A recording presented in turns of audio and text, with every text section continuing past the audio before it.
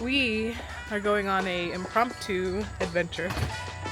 Instead of going to our boat down in Maryland, we are making a trip to New Jersey. Why, you may be wondering? Well, we'll show you. Well, that was a bust. As soon as we got in the car to leave, the seller messaged me and the thing that we were going to go pick up was sold already. So we got out of the van slightly sad and we decided to stay home, and now we are working on a little project, painting a shed that we have to completely redo the door. It's all rotten. It's just a wood siding shed, so stick around. I got paint in my hair already. I'm gonna take a dip in our plunge pool because it's 87 degrees out here and I like to be nice and cool while I'm painting outside because I get all hot and sweaty. So stay tuned. I'll cool down now. Let's go paint. Okay, so we are painting our shed here. Right now I'm on the shady side. Unfortunately, we are working on the other side of it, which is in the full sun right now, so that's why I wanted to get cooled off. But the paint that we are painting it with is a Valspar product. Looks like green. It's Retreat Duramax exterior paint and primer. So Kurt has been working on painting the seams already. Hopefully our 5-gallon bucket of paint can do all 4 sides of this building. It's about 40 feet long by 10 feet wide. So he's doing the seam work and I already started painting with the roller brush this side. So that was probably done about an hour ago. It's mostly dry already. So that's what it'll look like. Earlier when we bought this house, when there were still outhouses here, I got really ambitious and started painting. So this paint has been on there for like, I don't know, 4 years already. So it'll be nice to actually complete the job. I started ambitiously and then I got burned out really quick because painting this stuff is annoying. But we recruited Blake, so he's getting the cracks as well. So I'm doing the easy work with the roller and getting all the big stuff, and the guys are painting cracks. We have a whole rubble pile here of stuff that needs thrown away still, but we need to get another dumpster before all that can happen. So how many dumpsters have we needed? We're just working around it. We have had like 4 or 5 dumpsters. 15, but yeah, we still need more. All right, let's get this building painted.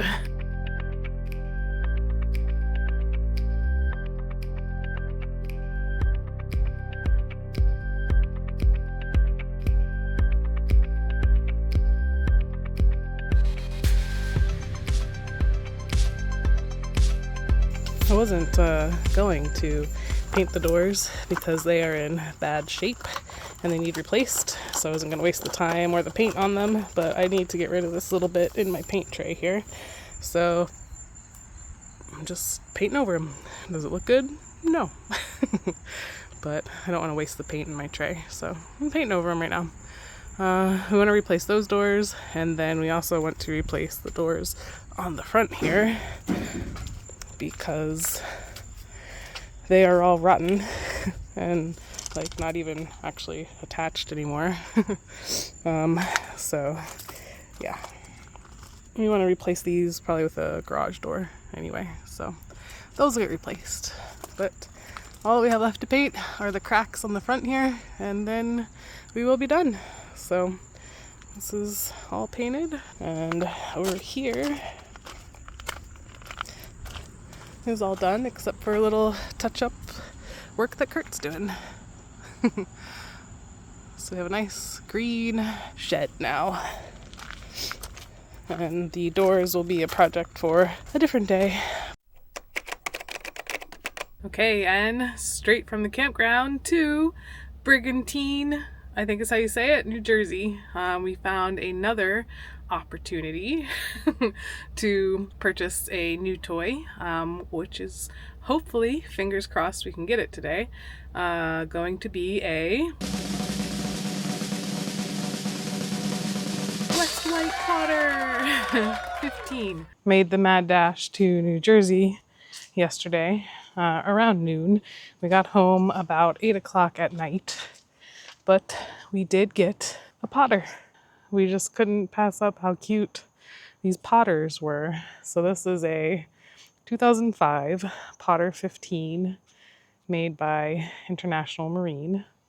The story is that the first owner of this boat won it in California on The Price is Right. And then the second owner, who we purchased it from, bought it from them for $9,000. We bought it for $4,000. And it has never been sailed. Nothing about this boat has been set up yet. It was put in the water once by the second owner just to see where the water line was, and then it had been sitting ever since. So the halyards, the mast, everything has never ever been used. So this is basically a brand new boat that was built in 2005. And we got it yesterday. We don't have a name for it yet, and it hasn't been set up yet for rigging. So here's the cockpit of the Potter. Here's the little cabin. It sleeps 2 people. You lay there and you lay there. And then it has a little basin and a little storage compartment. I have cleaning supplies in here right now because before we put anything back in here, I want to clean it really well. But since this is a 2005, never been in any kind of water, the dagger board, which is, I don't know, metal. In the other models that we were looking at, it was like rusted. And this one is in perfect condition. But as you can see back in here, it's a little dirty everywhere. So I wanted to wipe this all down and give it a nice clean. There are some like stress breaks kind of in the finish of the fiberglass here and there, like here on the bend of the cockpit there. I'm not sure if you can see them very well, but it's not really too concerning. There's little stress cracks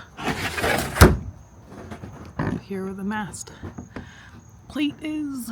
There's some cracks, but I think that's all just kind of cosmetic on the finished surface. Yeah, so that's our new little Potter. New 20-year-old boat that has never been sailed. This is on one side, and then there's another one. They're all watertight little compartments. Twist them, and then they open up.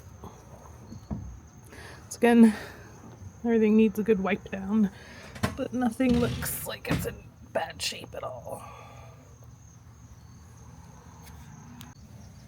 I guess you would call these lazarettes. So I'm looking forward to storing stuff in there. It's pretty nice for such a tiny little boat. And also, different from the MacGregor, we have a tiller for the rudder. So that's going to be cool to use. The rudder is up right now. When the rudder is up, this thing only draws like 3 inches in the water. So that's going to be awesome. But the rudder needs a good sanding and probably needs a little refinishing because it's been in the sun. Same with the teak companionway. We had our first heavy rain today, and there's definitely a design flaw with this hatch because it only comes to there, and then that butts up to it there. So on the MacGregor it comes forward more so that it doesn't actually get exposed to water. And then of course there's water in here because of how it's designed. So I wonder if we can improve that somehow by making it so that the hatch cover goes beneath the edge of the hatch somehow. I don't know. It's very weird. Poor design.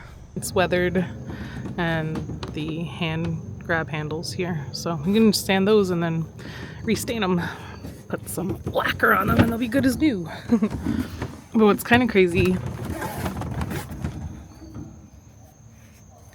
me see if I can hop around the boat a little bit more without tipping it off the trailer. It's kind of crazy is the cockpit is basically the same size as the MacGregor's. Even though the MacGregor has a helm and the cockpit is a lot wider, like this is probably only, I don't know, 4 feet wide. And the MacGregor is at least a 6 foot wide cockpit. Still pretty roomy for the size sailboat. So yeah, it's nice. I'm gonna get to play with the tiller. Well, I mean, Kurt probably will because it's his boat, but he'll let me try it out too. Go show you the sails right now. We put them in the attic of the garage because we can. So that has effectively become our sail loft for the time being. All right, I just took the jib out of the bag. These are Hyde sails. They are, well, I guess they were purchased in 2014 because that's what the bag says on them. So they are super crunchy. Like, this is like a brand new sail, even though it's 11 years old. It's never been used. This is the first time it came out of the bag from Hyde. In the bag here is the mainsail. This is information on it. So again, it looks like the date was February 4th of 2014 is when the sail was made. So I don't know if the boat's a 2005, why it didn't come with sails, but maybe if you win something on The Price is Right, you have to get all the extras for the boat, like sails. But the lady gave us all the sails. She gave us this Sea Dog line vent for the front of it. She gave us extra boat plugs for the hole where the bilge is. The rest of the hardware for the sails. Kurt bought 100 foot of anchor line, and then a brand new, well, not brand new, again, it might only be like 4 or 5 years old. When she trailered the boat, the 3,000 miles from California to New Jersey, which was 4 years ago, she bought trailer tires. So 2 newish trailer tires, and then this new spare that has never even been used. Then the boat cushions are just in immaculate shape. They are not dirty or worn at all because even though they are from 2005, they are brand new. She kept them inside the whole time and never had any use for them. So basically a brand new boat. I am going to open up the mainsail and probably put it here, lay it out so I can get a good look at it. But this is the boom. Every halyard and line is just perfect on it. It came with the boat, 2005. This has never been taken off. It's still completely packaged. Blue, black, green, and red lines, all ready to go on the boom. So looking forward to rigging it, getting the halyards all in place, putting the blocks where they need to go. And then we're probably just going to get an electric trawling motor for the propulsion and then maybe put it out on the lake in a week or 2. So yeah, hopefully before October is over, we will have put the boat in the water for its first sail. And we won't have to go too far. We have a little lake 30 minutes from our house that we want to put it in. So yeah, so looking forward to that. Here I am opening up the sail, the main sail. It's got a cool little Potter flag on the top of it. These are the sail ties for wrapping it up onto the boom. I think it is a loose-footed sail, so that's going to be cool. Something that we don't have on the MacGregor.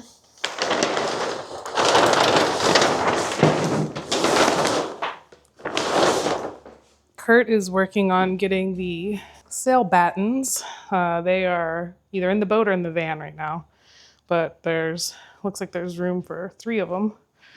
And there's this really cool, like, heavy duty. I don't even know what this is. It looks pretty neat though. Maybe it helps keep it better shaped, because a batten definitely goes in here. So if anybody knows what this cool thing is, let me know in the comments. But yeah, it's a really nice sail for being 11 years old.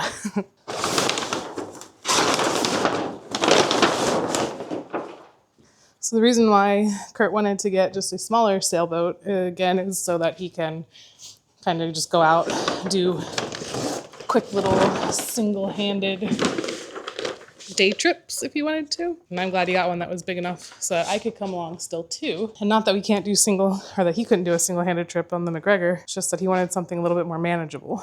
And that was predominantly for sailing. So like the MacGregor is a power sailor with the big old engine on the back and everything. He wanted to just get a straight sailboat. So that's what we got in the Potter. And I mean, we could have gotten different kinds of sailing dinghies. But again, just after seeing the Potter with its cute little cabin and everything, just couldn't pass it up. So here is the sail, the mast, the boom, and the jib sail all laid out. So in the next few videos, I'll probably have some rigging, getting all the halyards set up, getting the sails up, putting the mast up. So I'm looking forward to making those videos. It's going to be really cool. I come home to see that somebody's been busy today. Kurt put the mast up on the Potter. Now he's just working on the rigging. And he hasn't even recorded any of it. We have the turnbuckle styles for the shrouds, which is cool. We don't have turnbuckles on the MacGregor. I'm not sure if they're better or worse. Again, leave a comment if you know better than I do. And yeah, so this is all on from like the original purchase or winning of the boat. So I'm excited to take it all apart and finally get it ready to sail. Very excited. I know Kurt's super excited too. I was hoping that one of the sails would be like a cool blue and white, but that's fine. Those nice little blue lines add some cool features to it, I think. But yeah, Hank on jib. Kurt is actually thinking about trying to get a rolling furler for the jib, just so it's easier. And then the slugs for the mainsail are there. So the other thing that came with the sail that I didn't even notice, I thought it was going to be another sail bag like that yellow one, is this really long bag. It is longer than the boom. I thought it was going to be a sail bag, but it looks different than a sail bag, so I'm not sure if it's just like a boom plus a sail, like storage bag. It doesn't have a zipper or openings on the top or the bottom, so it's just like a big sleeve, and it just opens on one side. So I'm going to, Kurt's going to just store the boom with the sail in this big bag from Hyde Sails. And then it also came with a sail patch, a few of them, in case you get any tears.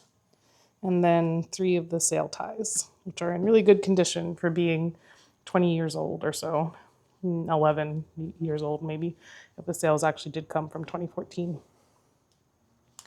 So yeah, Kurt brought in the battery box. He's gonna buy a battery for it probably tomorrow. And then these are the battens. There's 2, no, there's 3 of them. 3 battens. Yeah, so I'm gonna put them in the sail so they're all ready. West Marine battery box. And then we'll be good to go once we get the trawling motor. So, yeah. Wish us luck with our new little boat project here. And we probably will be sailing it in the colder months because why not, right? So stay tuned for those boat adventures.